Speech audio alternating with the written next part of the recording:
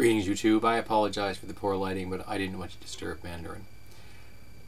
Consent has been a topic of conversation a lot on YouTube and in the blog sphere and just on the internet in general in the last year or so.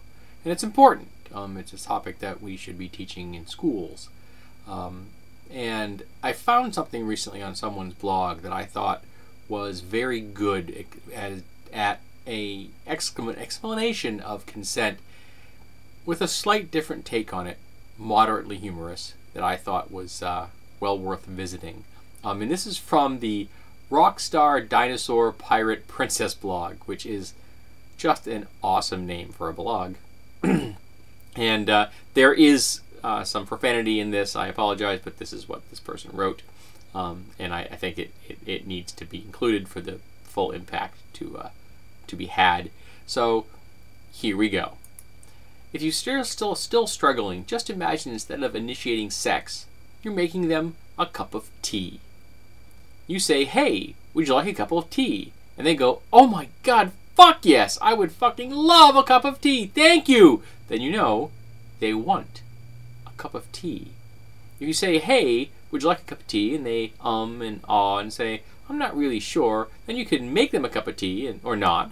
But you'll be aware that they might not drink it, and if they don't drink it then, and this is the important bit, don't make them drink it. You can't blame them for you going to the effort of making the tea on the off chance they wanted it.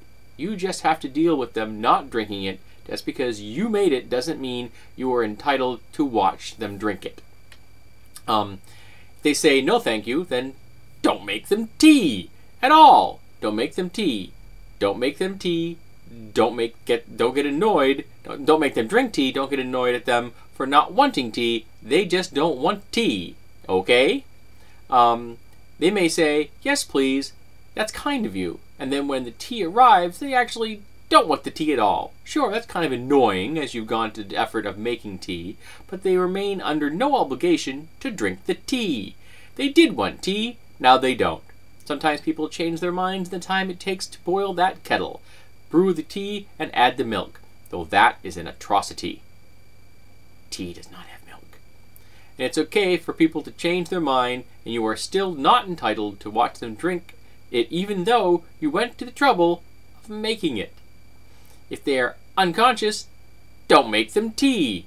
Unconscious people don't want tea and can't answer the question, "Do you want tea?" because they are unconscious. Okay, maybe they are unconscious when you asked them if they wanted tea and they said yes. From the time it took you to boil the kettle, brew the tea, and add the milk, which is an atrocity, they are now unconscious. You should just put the tea down, make sure the unconscious person is safe, and this is the most important bit, don't make them drink the tea. They said yes then, sure, but unconscious people don't want tea. If someone said yes to tea, started drinking it, and then passes out before they finished it, don't keep pouring the tea down their throat. Take the tea away, make sure they are safe, because unconscious people don't want tea. Trust me on this. If someone said yes to tea around your house last Saturday, but that doesn't mean they want you to make them tea all the time.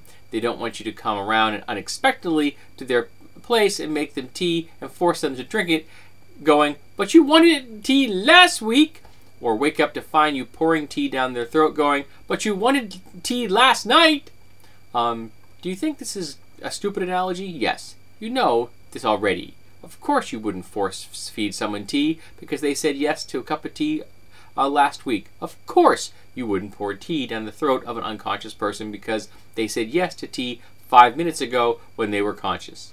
But if you can understand how completely ludicrous it is to force people to have tea when they don't want tea, and you are able to understand when people don't want tea, then how is it hard to understand when it comes to sex?